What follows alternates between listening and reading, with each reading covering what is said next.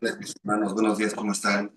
Creo que ahora estoy cómodamente aquí sentado y no es flojera, simplemente quiero ser como este, más claro a veces en lo que quiero decir y hoy son tantas cosas que no quiero perderme y no quiero salirme, como dicen algunos, salirme por la tangente y hablar de otras cosas. Entonces, qué bueno que están ahí. Bienvenidos. Gracias por estar aquí presentes en la casa. Gracias por venir. Al principio, cuando me imagino bueno, los pastores en las iglesias ven que no llega la congregación y si entra ese sentimiento de qué está pasando, qué está pasando. Pero es un sentimiento humano, al final de cuentas, porque no depende de lo que uno hace, no debería depender de lo que uno hace como pastor, y lo digo a los pastores que estén por ahí escuchando, no depende de lo que uno hace, es una obra de Dios. Entonces simplemente hagamos lo que pone Dios en nuestro corazón y Él es el buen pastor. Nuestro título es pastor, pero no porque son ovejas de nuestra propiedad. Simplemente estamos aquí cuidando, como el Señor Jesús le dijo a Pedro, ¿no? Cuidando a sus ovejas. Entonces son del Señor. Hagamos simplemente nuestro trabajo y yo quiero tener esa tranquilidad de sentarme aquí y espero que estén escuchando muchos. Es mi anhelo que muchos escuchen, porque así como me ha bendecido lo que he estado estudiando para compartir, quisiera que bendijera también el corazón de muchas personas. Y cuando preparo un mensaje, vienen a mí nombres y personas a los que podría aplicarles, no porque los estoy criticando, simplemente porque estoy pensando que sería bueno que esta bendición llegara también a sus corazones. Y la bendición, bueno, la bendición está ahí, hay que estar conscientes para tomarla. Y un poco ese es el tema de hoy. Estar conscientes, estar alertas, estar atentos, estar claros en qué es lo que es venir el domingo a la iglesia, qué es la Biblia, qué es Jesucristo, qué es Semana Santa, qué son estas cuestiones que están alrededor de nuestro Señor Jesús. Es tener una idea clara. Y voy a tratar de hacer una introducción que nos permita crear ese ambiente para poder recibir la palabra de Dios en el contexto del ambiente en el que estamos viviendo. Permítame orar para poner ese tiempo delante del Señor, porque incluso la introducción, si no es del Señor, Padre bendito, te doy gracias esta mañana, Señor. Te damos gracias por tu amor, por tu misericordia, por tu perdón, por tu restauración, por tu cuidado. Te damos gracias, Señor, porque nos has visto, Señor, y nos conoces y nos abrazas y nos esperas. Y Señor, no estamos todos en la misma etapa, en la misma distancia, en la misma situación, en el mismo momento, pero tú estás en todo lugar, Señor. En todo lugar, en cada momento, y junto a todos y cada uno de nosotros en todo momento, Señor. Eso es difícil de entender para esta mente, pero yo sé, Señor, que tú tienes la palabra que hoy la persona que está escuchando necesita de ti, Señor, para poder reconocer cuánto te necesitamos y que mejor está cerca de ti. Señor, abre nuestros corazones, abre nuestras mentes. Eh, Señor, todo lo que estorbe, Señor, para escuchar tu palabra, en el nombre de Jesucristo, Señor. Por el poder del Espíritu Santo te pido que lo hagas a un lado para que la palabra pueda caer en tierra firme, en tierra buena, en el corazón de mis hermanos. Te doy gracias en el nombre de Cristo, Señor. Amén. Bien, entonces les decía, algunas de las canciones que pongo al principio cuando estoy preparando un mensaje son las canciones que vienen a mi corazón. Entonces, esta canción de No te afanes tiene mucho sentido con lo que vamos a hablar, ¿no? Eh, no te afanes, el afán trae distracción, el afán trae preocupación. ¿Y qué es el afán? Bueno, pues el afán es eso, ¿no? Estar como corriendo, como nadando, como pateando para llegar y alcanzar lo que estamos buscando, lo que queremos, ¿no?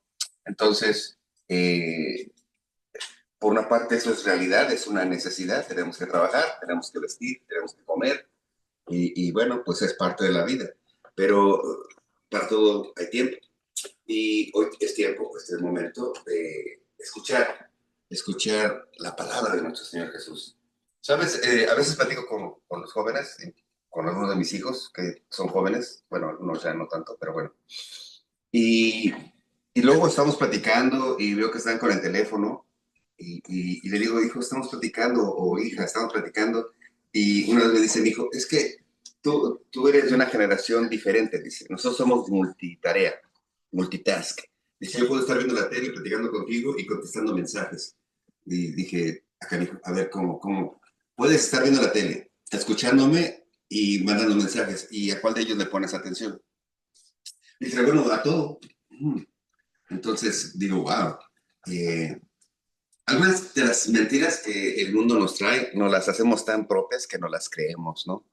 Eh, Malas son las comparaciones siempre, pero la vez que me estaba diciendo y preparando este sermón, me acordé de esas palabras y dije, multitareas. Se necesita tener mucha capacidad mental para estar con el teléfono, como dicen los jóvenes, y estar viendo la televisión y estar haciendo tarea y estar chateando, dicen, con sus amigos. O son muy inteligentes, o son de otra generación, o, o qué pasa, porque cuando yo veo a nuestro Señor Jesús enseñando, Miguel podría hacer eso, ¿no? Multitarea. O sea, creo que él tiene la capacidad de hacer muchas cosas al mismo tiempo, que tiene mucho poder y toda la sabiduría, pero yo no lo veo en la Biblia enseñando, por ejemplo, enseñando acerca del reino de los cielos, y con la otra mano, sí, se sana, ¿no? Y sanando a un paralítico, y sanando a un enfermo, y hablando, y sí, sí, y tocando y sanando, como que a cada cosa le ponía su tiempo y su énfasis. Eh, Nos enseña eso también. Esta mentira o esta confusión de que ahora tenemos más capacidades y somos más inteligentes, hace de repente que el ser humano ahora eh, creamos que nos la sabemos toda. Hay tanta información, decía yo la invitación, a la distancia de una tecla, que podemos buscar lo que quieras en el Internet, le das un teclazo, preguntas, y de repente esta inteligencia artificial te responde, y de repente le crees todo a la inteligencia artificial, y lo que quieras conocer está al alcance de una tecla. Y qué bueno, pero mi pregunta es, ¿estamos preparados para eso? O sea, realmente como seres humanos podemos entender y aprender tanto a la velocidad a la que nos llega la información. ¿Realmente todo lo que leemos lo digerimos o nada más nos lo tragamos, ¿no? Porque una cosa es comer algo y darte tiempo y otra cosa es este, no saborear lo que comes y comer lo que sea, etcétera, ¿no? Muchas de las conversaciones, muchos de los temas de la vida diaria están influenciados por esa cantidad de información. Y me pregunto, ¿estamos preparados para entender tanta información? ¿O tanta información nos ha hecho un poco eh, absurdos de pronto en creer que sabemos todo? Y la verdad es que, como decía este filósofo griego, eh, que sacó una frase increíble, decía, solo sé que no sé nada. Y a veces, y de eso estoy seguro. La otra parte la inventamos nosotros porque él se da cuenta que después de conocer tanto no sabe nada y a veces ni de eso estamos seguros, ¿no? A nosotros nos pasa lo contrario. En esta generación, los jóvenes, los adultos, incluso ya adultos mayores, de repente creemos que no la sabemos todas porque es tan fácil resolver un problema, es tan fácil entender información, traer información y plasmar de pronto en una conversación, en una explicación, en la respuesta que te dan, que te hacen, perdón, en la pregunta que te hacen y respondes en el trabajo, en la escuela, y simplemente escribes o lo que has escuchado o escribes lo que has leído o respondes lo que otros dicen. La pregunta es, ¿qué tanto de lo que hablas? ¿Qué tanto de lo que dices? ¿Qué tanto de lo que crees saber realmente has entendido? Porque de pronto pudiéramos caer en errores eh, garrafales, ¿no? Y si no me crees, déjame ponerte este video que habla un poco de eso. ¿Realmente somos inteligentes? A ver, veamos este video. Eh, veamos este video.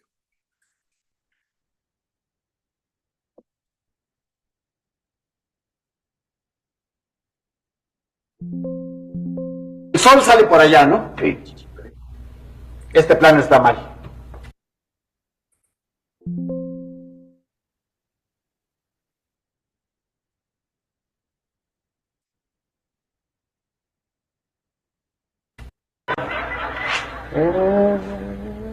El sol sale por allá, ¿no? Sí. Este plano está mal. Según eso, el pueblo queda en...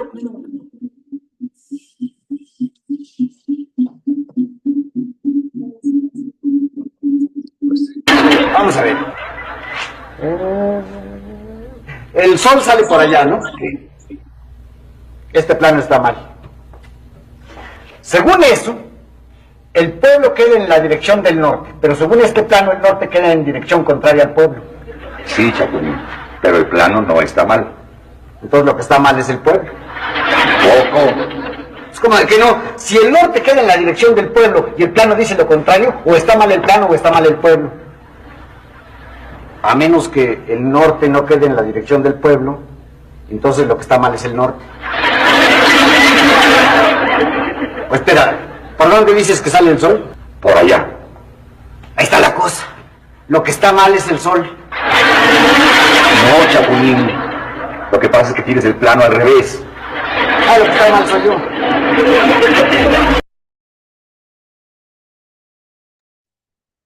Gracias.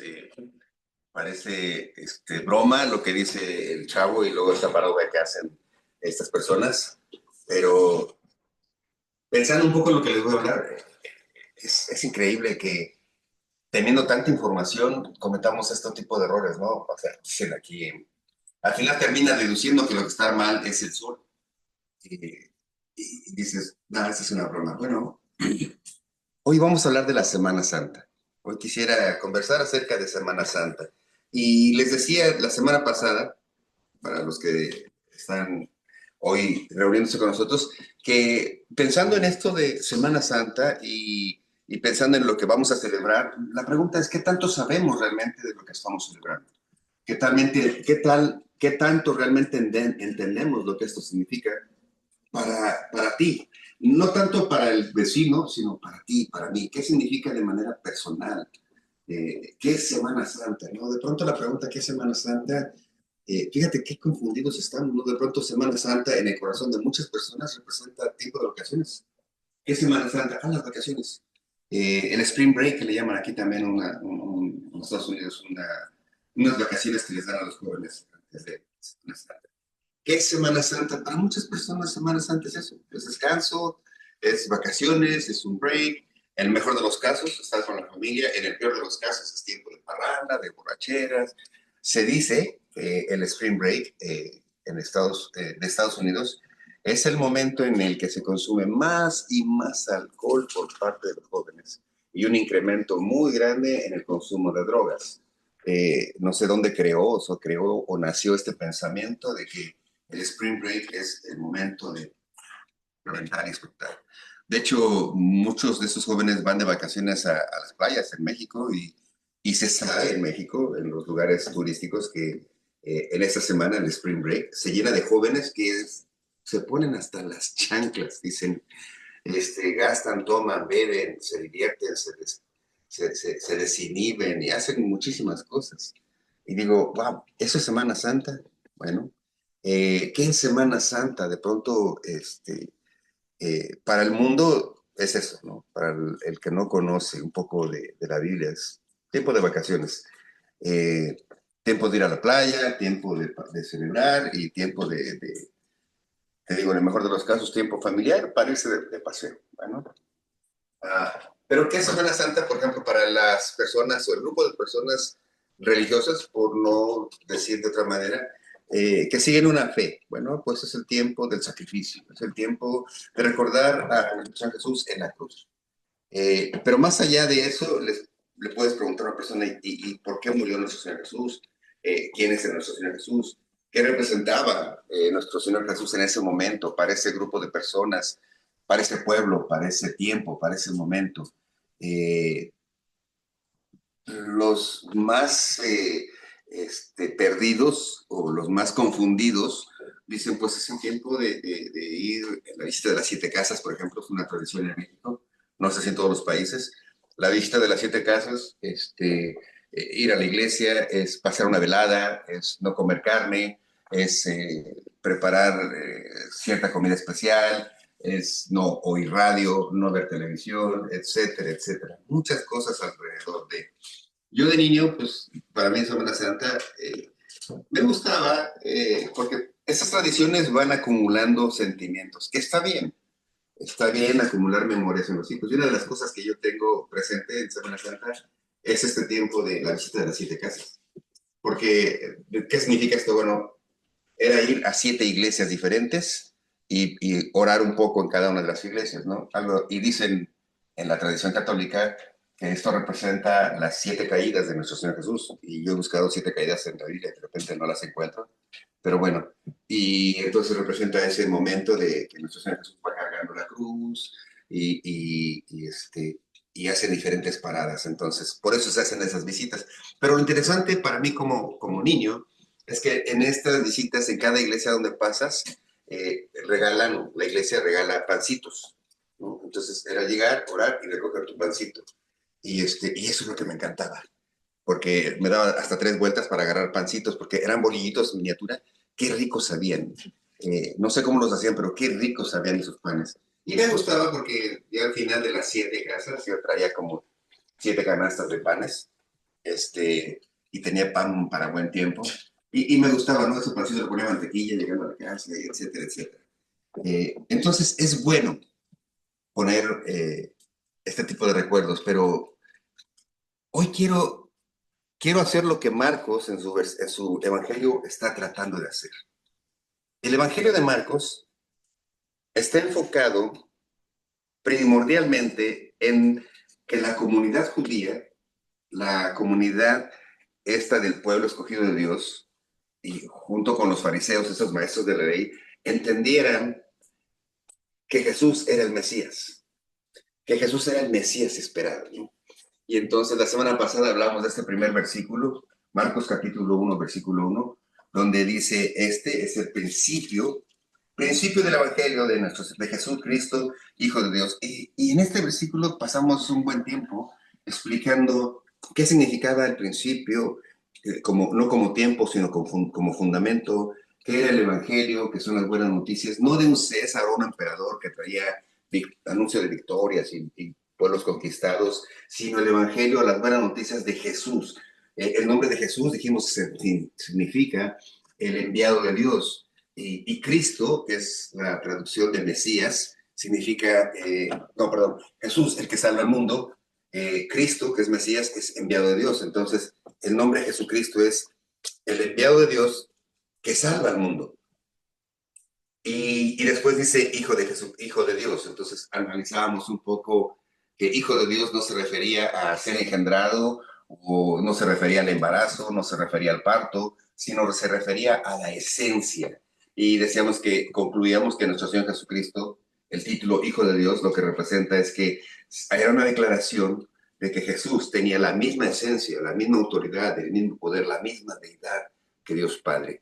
De tal manera que esta primera versículo la pone Marcos tratando de establecer el punto. De aquí en adelante, todo lo que vamos a ver básicamente son, algunos lo dividen como tres grandes etapas. La primera etapa es define y expresa quién es el Mesías, por qué debe venir el Mesías, qué condiciones tenía que cumplir el Mesías. Después habla de esta forma en la que el pueblo lo recibe, algunos versículos, algunos sí capítulos, y al final describe lo que significa Jerusalén, la cruz, la crucifixión.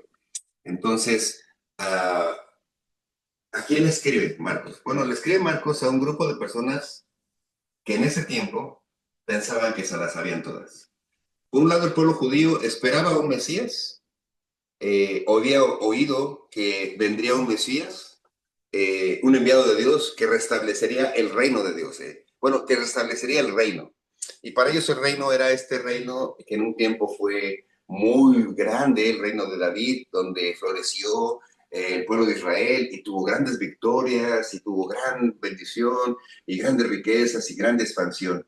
Entonces, en general, el pueblo judío, los descendientes, el resto del pueblo de Israel, que para ese tiempo estaban viviendo en Jerusalén y en Galilea y en toda esta área, oprimidos por el Imperio Romano, tenían la ilusión, la esperanza de que llegara ese caudillo, porque el Mesías, que es enviado de Dios, para ellos representaba un enviado de Dios bélico, un caudillo que los llevaría a una revolución.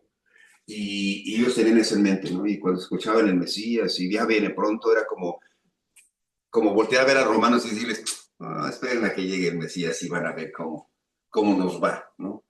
Eh, por otro lado, había otro grupo de este mismo pueblo, los religiosos o fariseos o todas estas sectas, que creían que se las sabían todas y esperaban al Mesías, que llevaría a su pueblo al reino, pero este reino tenía ciertas condiciones, no todos podían entrar, solo los que cumplían la ley, y entonces ellos estaban enfocados mucho en las costumbres y tradiciones de hacer lo que la ley y las costumbres y tradiciones les decían que tenían que hacer para tener el privilegio o el derecho a entrar a este reino. Entonces había dos grupos, un grupo religioso que tenía cierta idea o cierta percepción de que tenían que portarse de cierta manera para entrar a ese reino.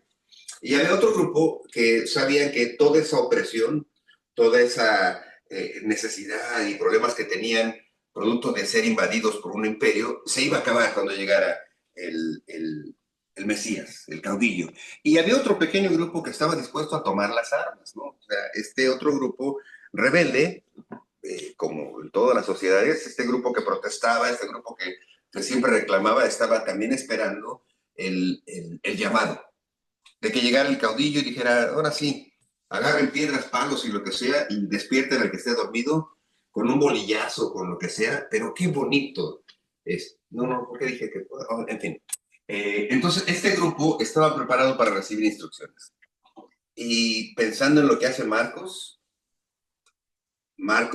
estructura el Evangelio de tal manera que va a ir poco a poco. Va a ir explicando a este pueblo de diferentes pensamientos qué significa. Entonces, hoy quiero hablar de tres grandes cosas. Primero, quiero revisar algunos versículos, algunos capítulos, porque vamos a ir rápido. La intención de estas prédicas de aquí a Semana Santa, me quedan 3 domingos, es preparar el corazón de manera general para que en Semana Santa podamos entender, comprender, asimilar y recibir lo que significa verdaderamente el sacrificio de la cruz. Más allá de, de celebraciones, más allá de rituales, más allá de obras de arte, de representaciones, más allá de todo este ruido que hay alrededor de la Semana Santa, podamos tener un tiempo personal y entender así, como si estuviéramos sentados a los pies de nuestro Señor Jesús, qué significa el Cordero de Dios que quita el pecado del mundo y qué significa para mí, o sea, para ti, de manera personal. ¿Y qué cambio hay? Porque es un cambio de la noche, así como de la oscuridad a la luz, de la noche a la mañana. ¿Qué significa que entiendas y entendamos? ¡Wow! Esto es la cruz. Así es que quiero llegar a eso y para eso estos 3 domingos estaré hablando de manera general, pero enfocado en ir disipando la mayor parte de las cuestiones que están encerrando el pensamiento y que están estorbando nuestro pensamiento. Entonces, primero quisiera declarar o expresar o definir qué es el Mesías.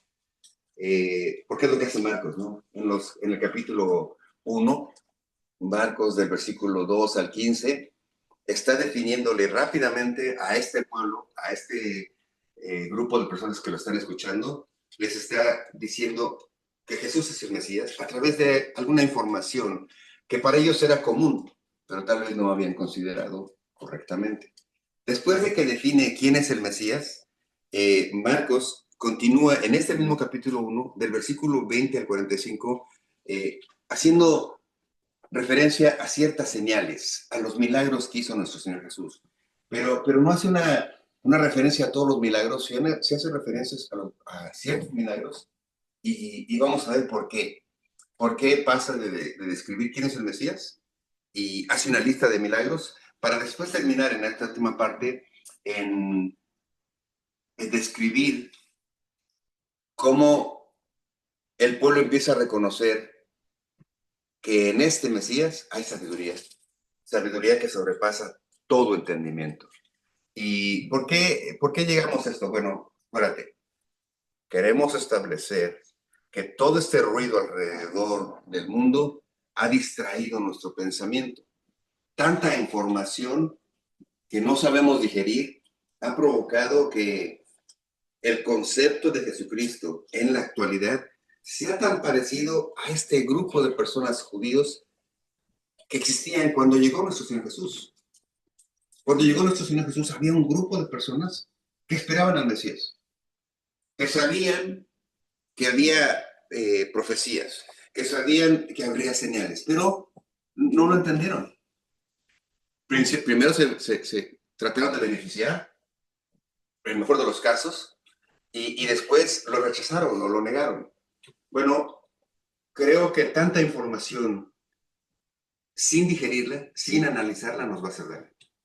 Y entonces, mi intención en estas 3 prédicas va a ser esa.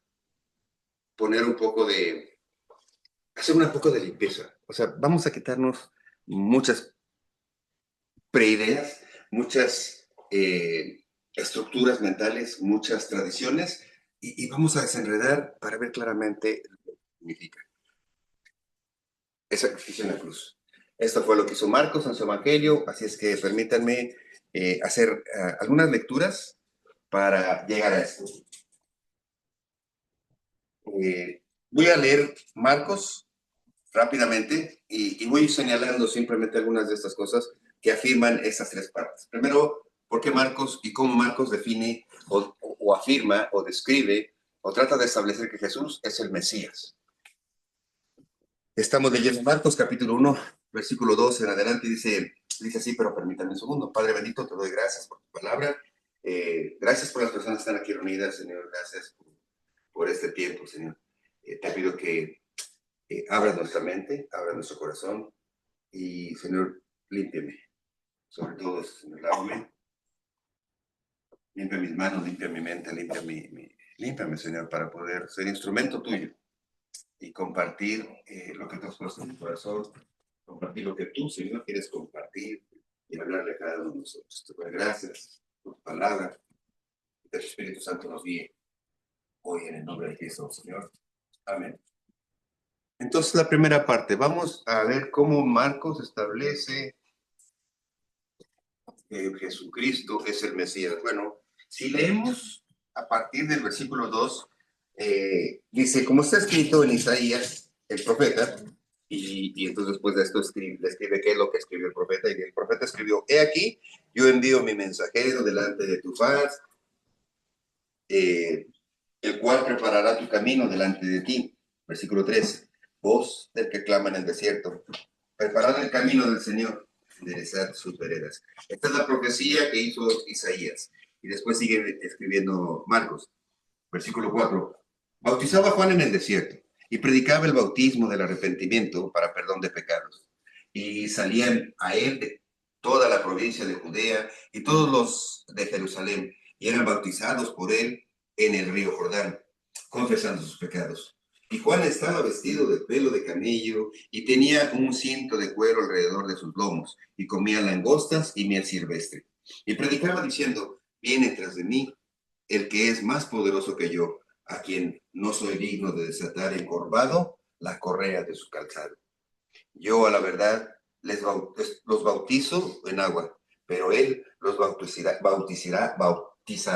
con el Evangelio, con el Espíritu Santo. Dos cosas aquí rápidas. Marcos establece que había una profecía que todo el pueblo conocía. Acuérdate que le está hablando a un pueblo que se la sabe todas. Entonces, es como si ahorita te dijera, todos saben qué es el Internet, y todos me dicen, pues sí, casi todo el mundo sabe lo que es el Internet. ¿Sabe lo que es un correo electrónico? Sí, o sea, todo el mundo sabe lo que es un correo electrónico. Todos saben lo que es la inteligencia artificial. Bueno, ahí ya empezamos un poquito diferente. Todos saben manejar Excel y Word y bueno, ya empezamos a ser más complejos, ¿verdad? Pero por lo menos todos saben lo que es el Internet. Bueno, de igual manera, aquí Marcos establece ciertas cosas que todo el mundo sabía. La profecía. Y que vendría un Mesías abriendo camino. No era el enviado, pero era el que iba a abrir el camino. Y describe a Juan Bautista como este hombre que estaba bautizando a las personas, y el bautizo de Juan era de arrepentimiento. Clase para hoy. La palabra arrepentimiento en el griego es metaneo. Esta palabra metanoeo significa un cambio de pensamiento. Entonces lo que le está diciendo, él predicaba el cambio de pensamiento. El dejen de hacer y de las cosas como las hacían, dejen de pensarlas como las pensaban y hagan un cambio, ¿no? Bueno, describe a Juan como un hombre que se vestía con piel de camello y con un cinturón. ¿Qué significa esto? Acuérdate, está estableciendo rápidamente Marcos que Jesús es el Mesías. Y para que fuera el Mesías tenía que cumplir ciertas profecías. Entonces les da rápido dos señales. Isaías habló de alguien que iba a estar abriendo el camino. Este que estaba abriendo el camino debería ser un profeta. ¿Cómo se vestía un profeta? Bueno, si recordamos y vamos a Segunda de Reyes, vemos que Elías, el profeta por excelencia, vestía de esa manera, porque era una manera de vestir diciendo, no estoy apegado ni amarrado a las cosas de este mundo, ni a las comodidades de este mundo. Él no vive para satisfacerse a sí mismo, él vive para hacer la obra del Señor. Todos sabían que la forma en que se vestía el profeta o los profetas normalmente eran así. Rústicos, no tomaban vino,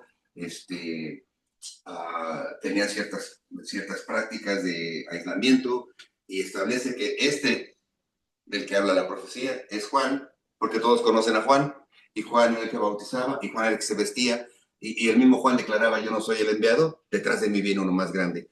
Entonces les está rápido diciendo. Y luego la profecía también dice que llegaría el enviado y que habría una señal. Y esa señal sería determinada, declarada por este mensajero. Y entonces dice el versículo 9, aconteció en aquellos días que Jesús vino a Nazaret de Galilea y fue bautizado por Juan en el Jordán.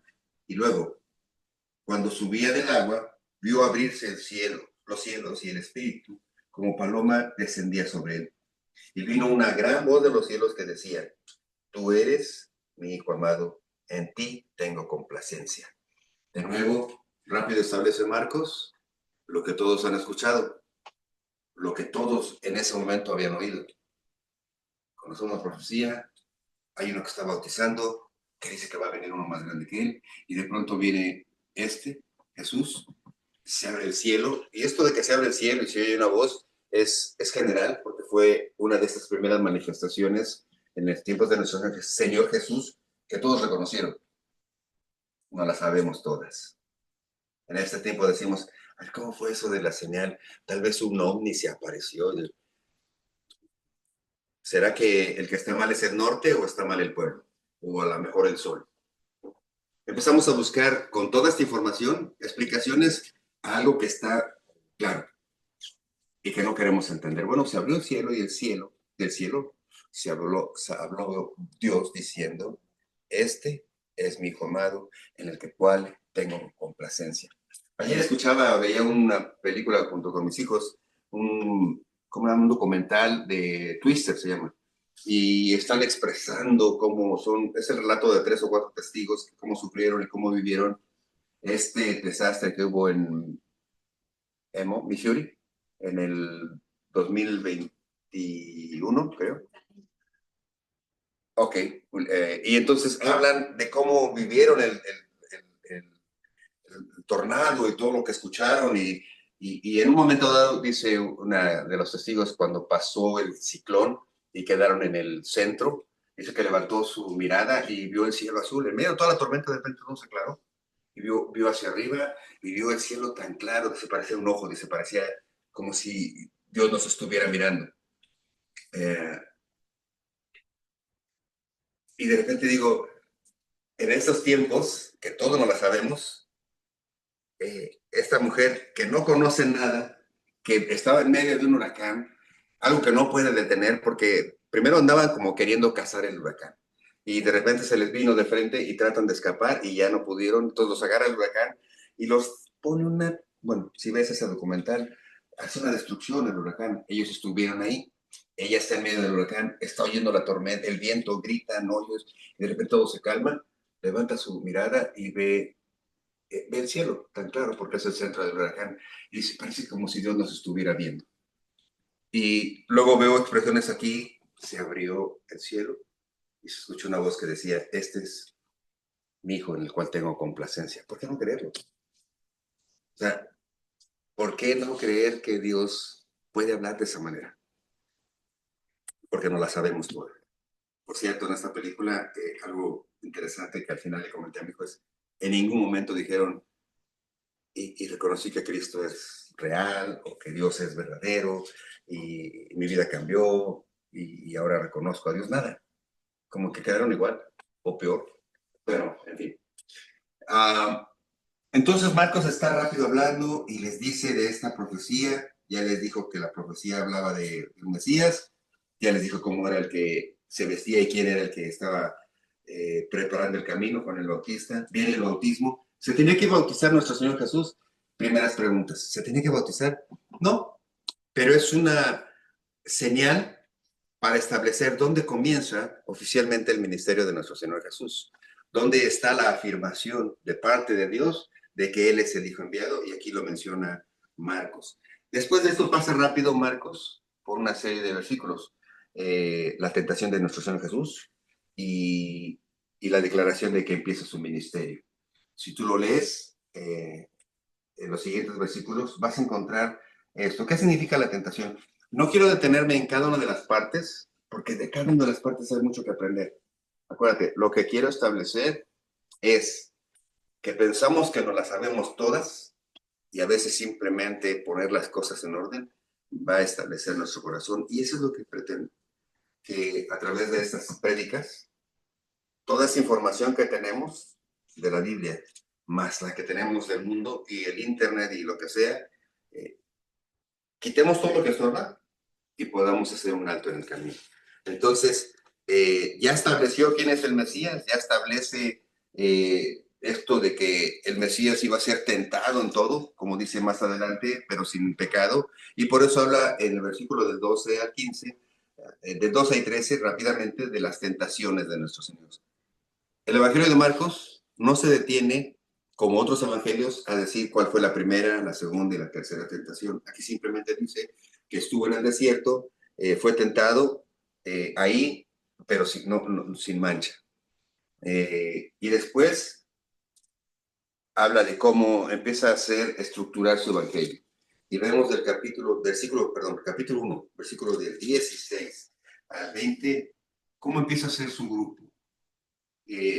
¿Por qué Pedro, Jacobo, Juan, Andrés y Santiago estaban con él la mayor parte del tiempo? Simplemente Marcos establece aquí cómo empieza a integrar su grupo, cómo empieza a establecer su equipo de trabajo.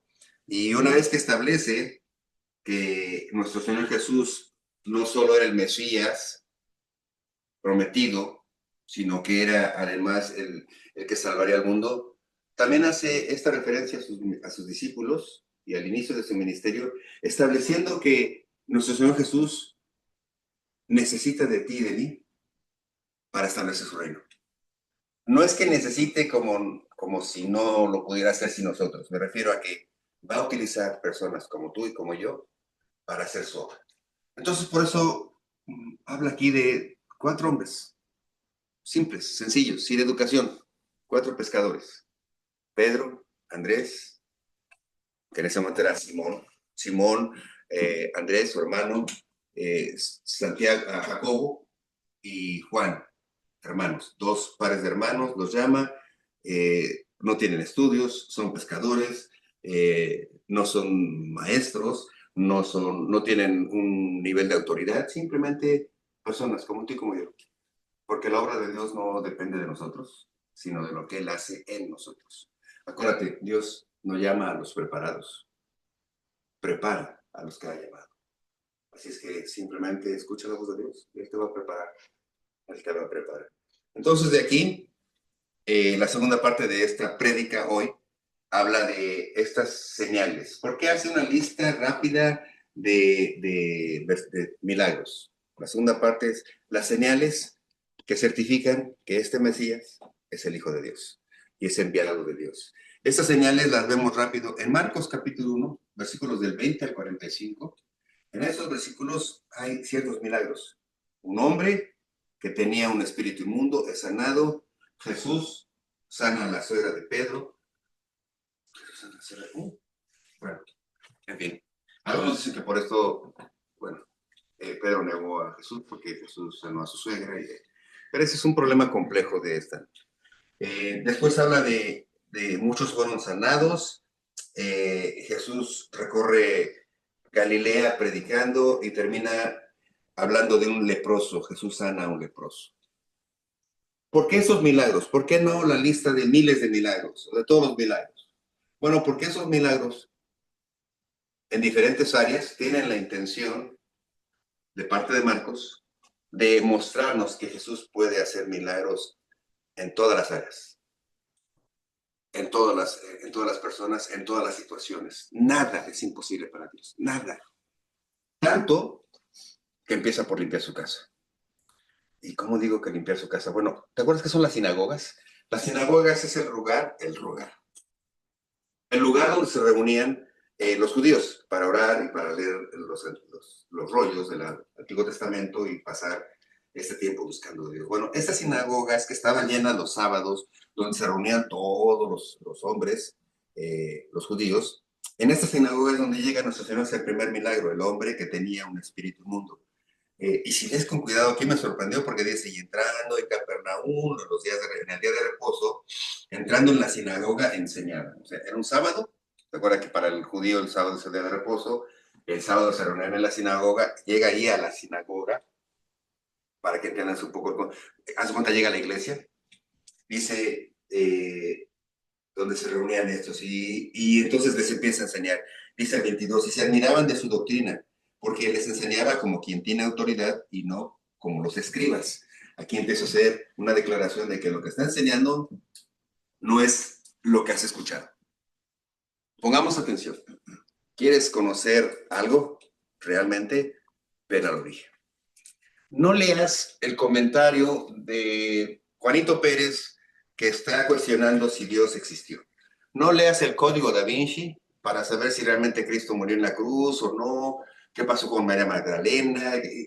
No leas esas cosas. Y si las lees, pues ahí tú.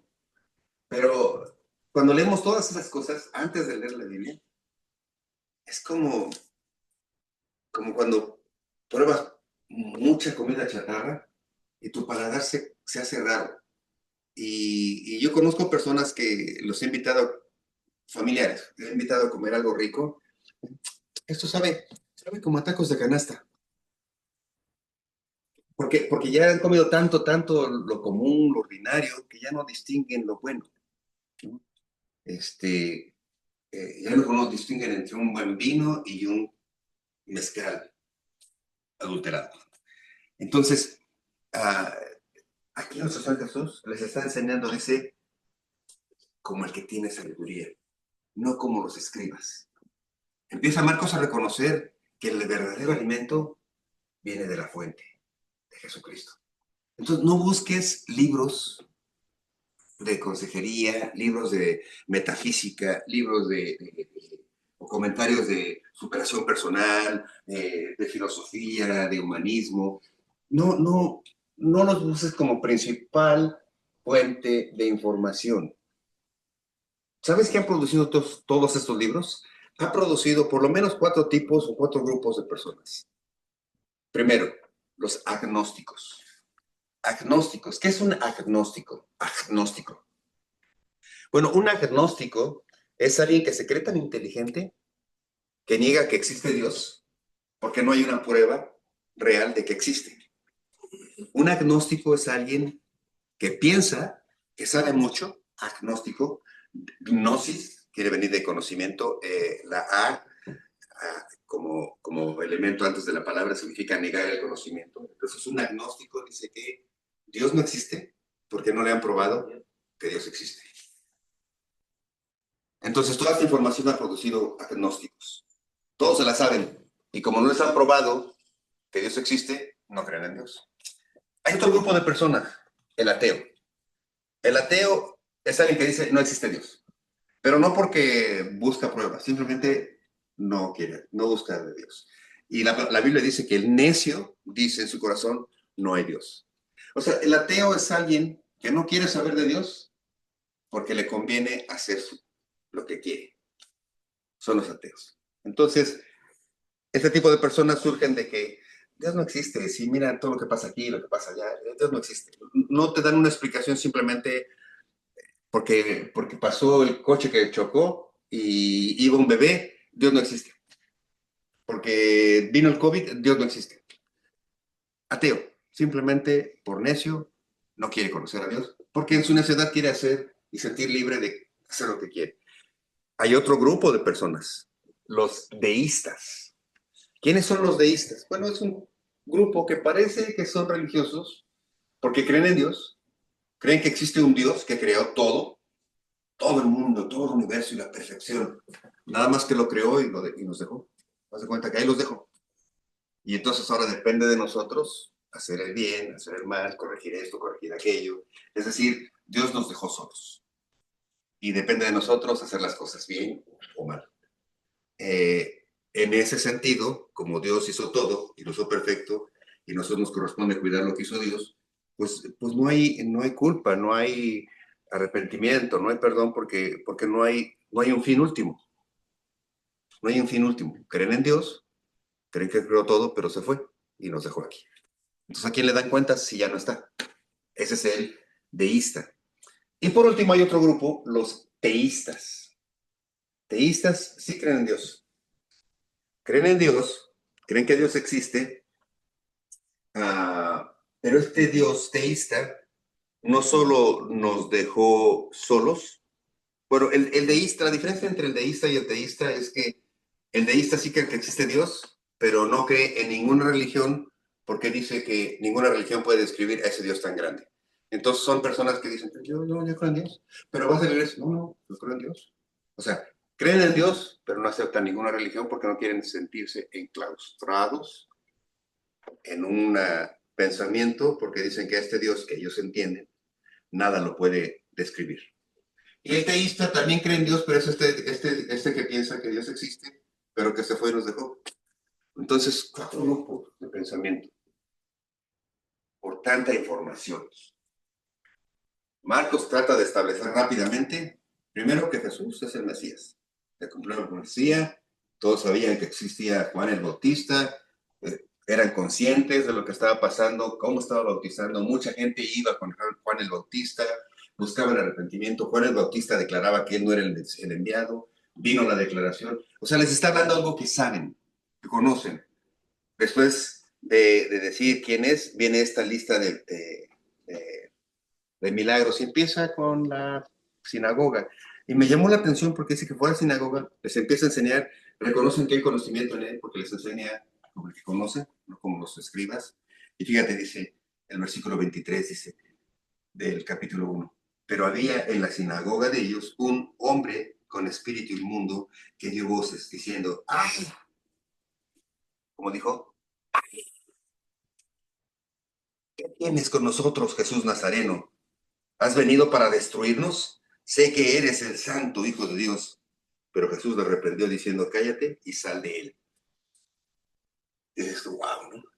Pero se nos pasó un detalle. ¿En dónde estaba el hombre con el demonio, espíritu inmundo?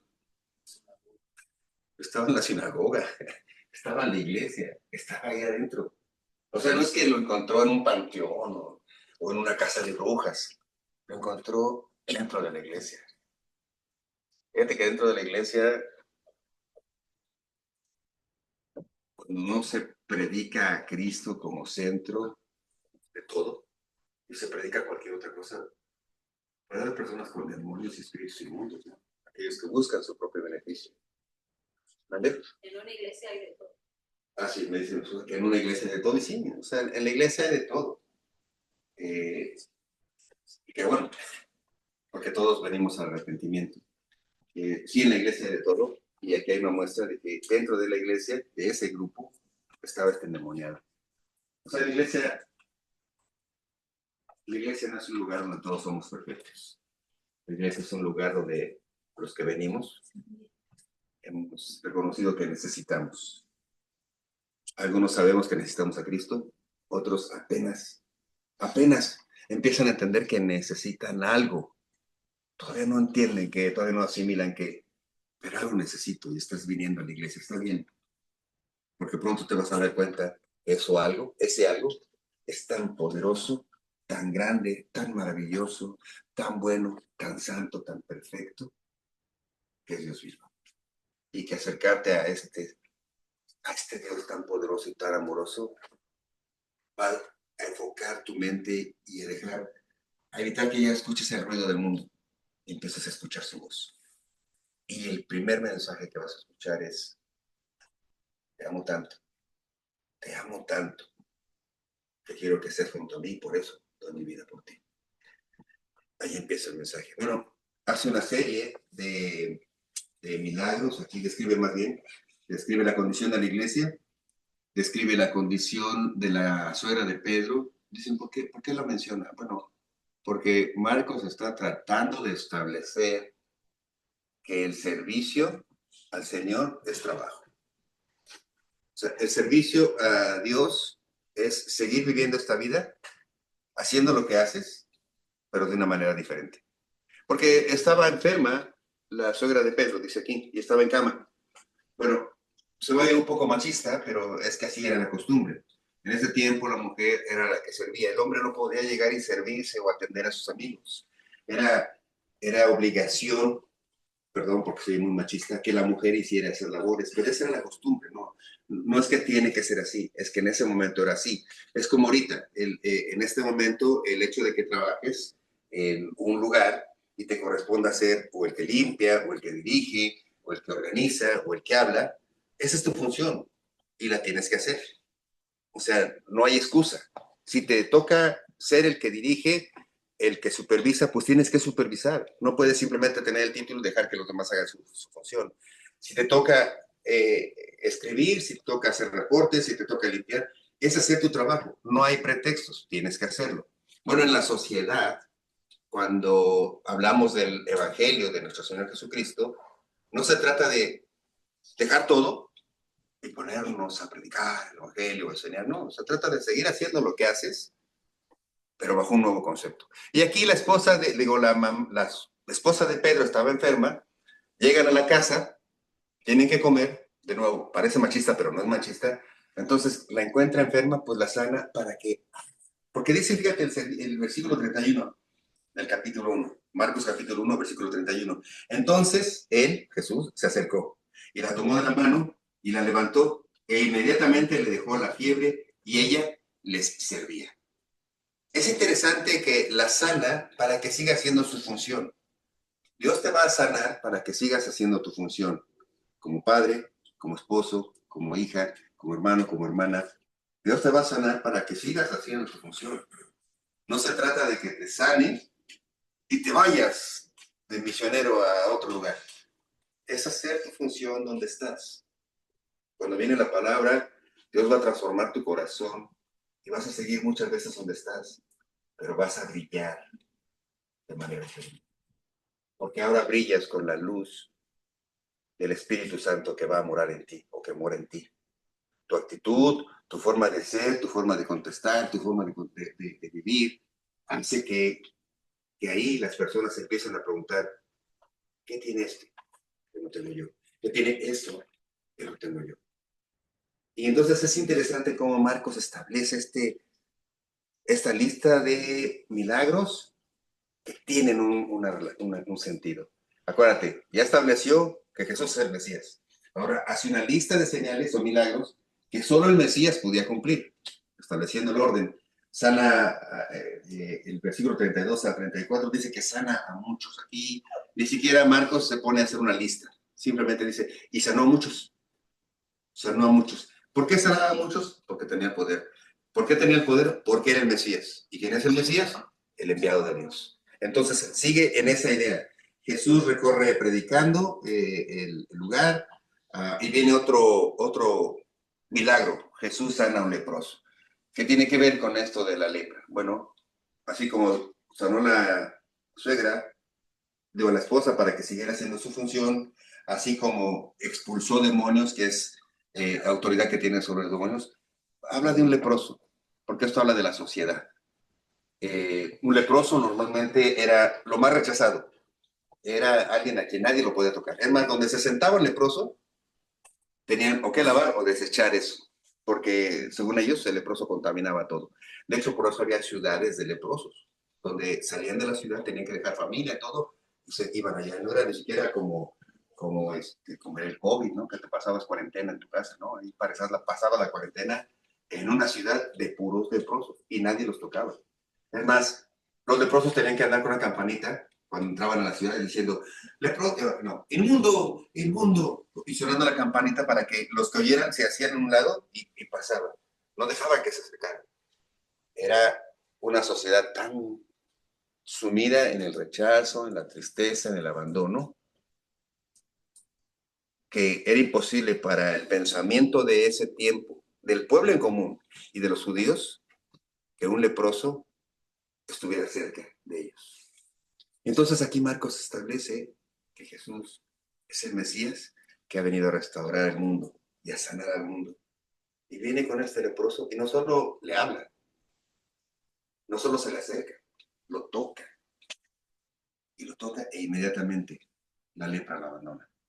Hace esta serie de milagros, de lista de milagros Marcos para establecer nuestro segundo punto. Primer punto, estableció que Jesús es el Mesías. Segundo punto, hace una lista de milagros que describen que Él es el Mesías por el poder que tiene al hacer esos milagros. Y por último, empieza ahora, ya que determinó que Él es el Mesías, Marcos quiere establecer a través de una serie de eventos que Jesús tiene la sabiduría divina, que es el Mesías no solo enviado, o sea, no es sí, que tiene sabiduría porque es el Mesías enviado de Dios, y Dios le dio la sabiduría, y Dios le dio el poder, y Dios le dio la autoridad. No es un merolico, como yo ahorita, que se sabe muchos versículos y que empieza a hablar y hablar y hablar y hablar. Es la verdad hecha carne. Jesús es el verbo hecho carne. Jesús es la verdad viva, la palabra de Dios hecha carne. Él es el que tiene la respuesta correcta. No el GP Chat, no la inteligencia artificial, no el Internet, sino Jesús. ¿Quieres conocer la verdad acerca de tu vida? ¿Quién eres? ¿Por qué estás aquí? ¿A dónde voy? ¿Quién me trajo? ¿Para qué estoy aquí? ¿Cuál es el propósito de mi vida? ¿Por qué estoy pasando por esto? ¿Por qué estoy así? ¿Por qué a mí? ¿Quieres conocer todas esas respuestas que son esenciales y que son reales en muchos de los casos y que son válidas? ¿Qué, Señor? ¿Por qué actúo de esa manera? ¿Por qué a mí me tuvo que pasar esto? ¿Por qué esto? Todas esas son preguntas reales. ¿Sabes? Cuando tratas de buscar estas respuestas en libros, en, en comentarios, en consejos de otras personas, wow, o en psicólogos, la confusión va a ser tan grande, tan grande, tan grande, tan grande, tan grande, no, ya, pero tan grande que hablar de Jesús en esos tiempos, ya en esos tiempos empieza a ser, dicen algunos, un disco rayado. Y como ya la mayoría de personas no quiere oír que Jesús es el Hijo de Dios, que entregó su vida por ti y por mí, que debemos cambiar nuestra forma de pensar, arrepentirnos, que debemos empezar a vivir de manera diferente. Como ya no quieren saber nada de esto, entonces es muy difícil empezar a establecer correctamente lo que es la Semana Santa. Salud. Y por eso dices, entiendo por qué la Semana Santa, pero pregunta, en Semana Santa parece increíble. Siempre he dicho esto, bueno, no siempre, pero en los últimos años de mi vida. Semana Santa, que debería ser el tiempo más solemne para la humanidad, es el tiempo de desorden. Hay vacaciones, hay fiestas, hay bailes, hay tomadera, hay de todo. Y ese sacrificio de nuestro Señor Jesús. Es más, hay, ¿cómo dicen? Representaciones que terminan, de veras, terminan en parrandas. Yo he sido testigo de estas representaciones en donde al final pues se come y se celebra y se embriaga. Mientras que en Navidad, que debería ser el tiempo en el que damos gracias que Dios se hizo carne y vino y nació, es el tiempo más triste. A todos entra melancolía y nos entra nostalgia y ya no está. Yo no entiendo.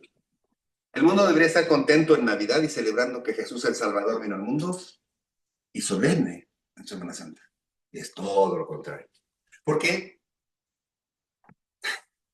Porque nos falta escuchar la sabiduría de Dios directamente. Y entonces, Marcos, en ese mismo orden de ideas, llega al capítulo 2.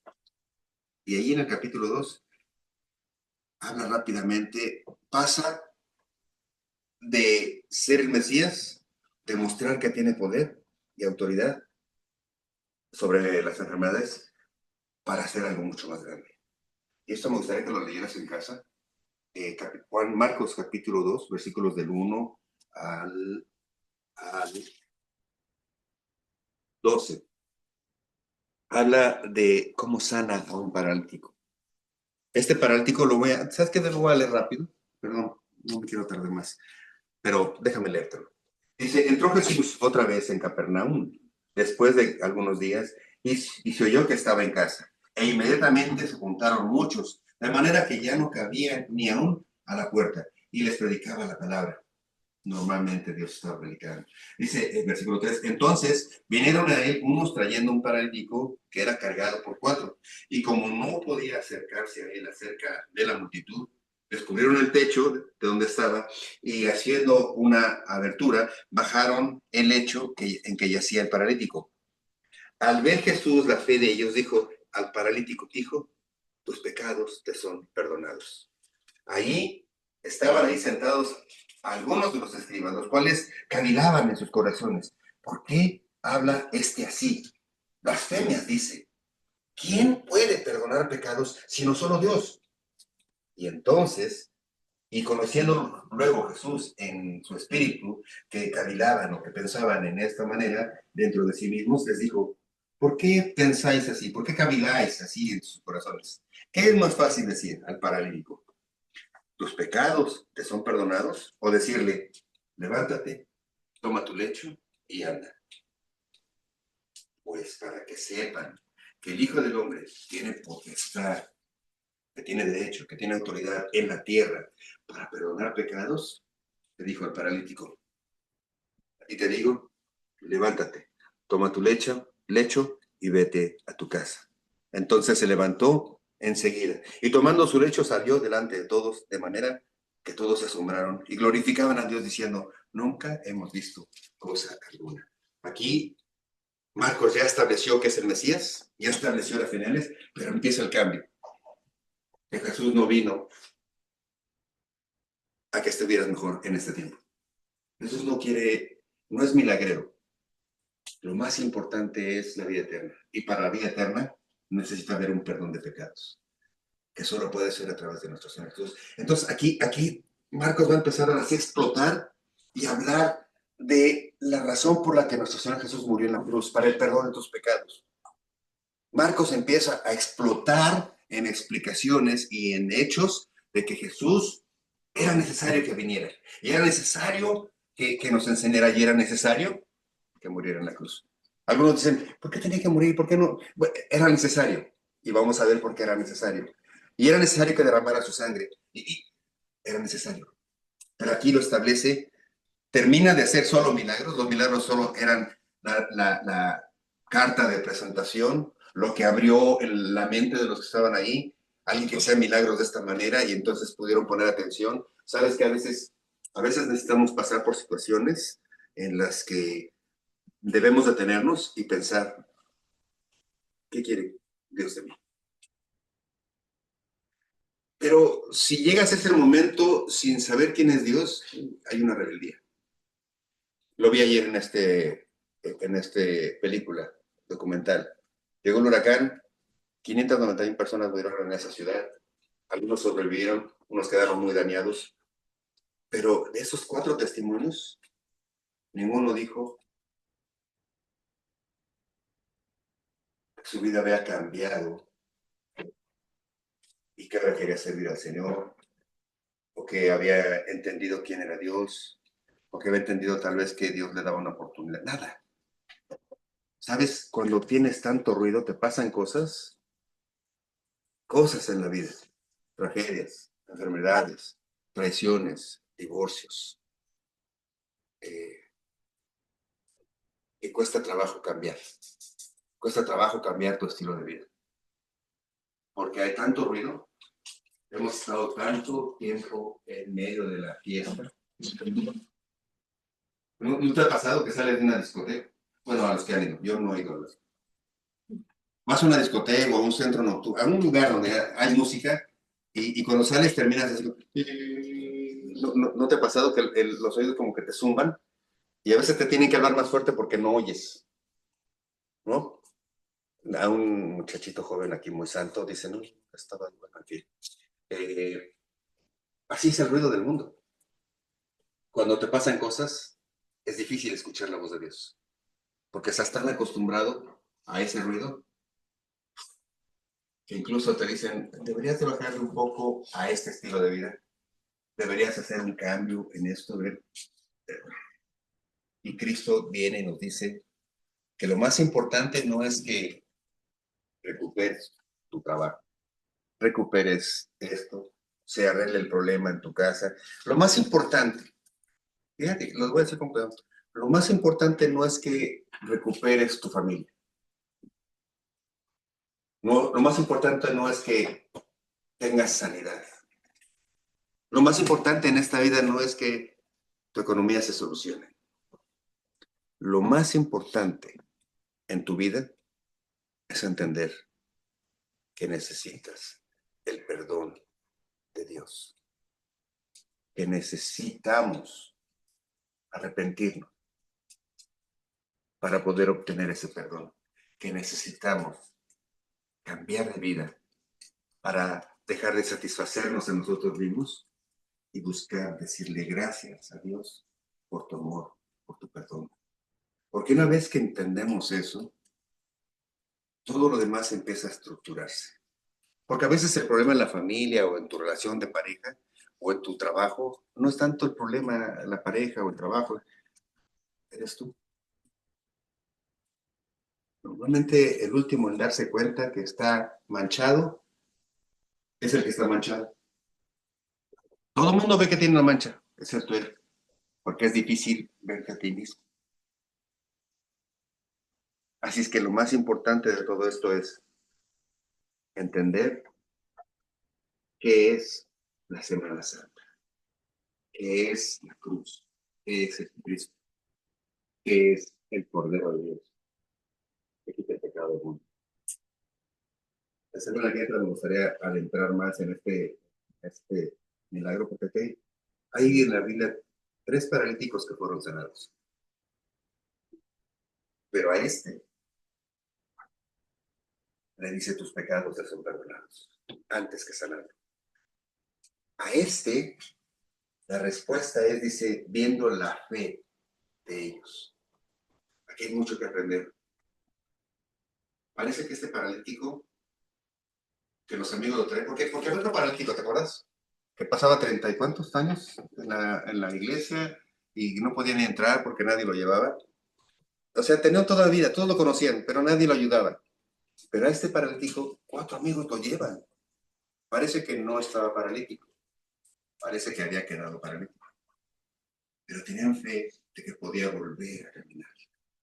Hay mucho que aprender aquí, pero déjame terminar aquí diciéndote que una vez que Marcos establece que Jesús es el Mesías, enviado por Dios, y que hace una lista de milagros bien estructurados para determinar que Él tiene autoridad y poder sobre lo natural, pasa a lo siguiente.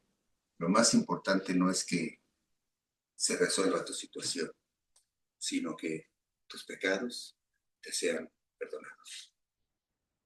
Y yo espero que de aquí a que lleguemos a Semana Santa, muchos de nosotros podamos ser honestos y pedir perdón por los pecados, que sabemos que están mal, pero que a veces no queremos soltar. Y que muchos de nosotros podamos hacer cambios en nuestras vidas. No cambios, no cambios sutiles, no cambios de apariencia, sino cambios profundos en tu forma de pensar, en tu forma de sentir y en tu forma de ver a Cristo como tu Señor y Salvador. Permíteme orar para que este proceso sea de sanación para todos y de bendición para todos nosotros. Padre bendito, yo te doy gracias, Señor, porque tu palabra, discúlpenme si he ido muy rápido.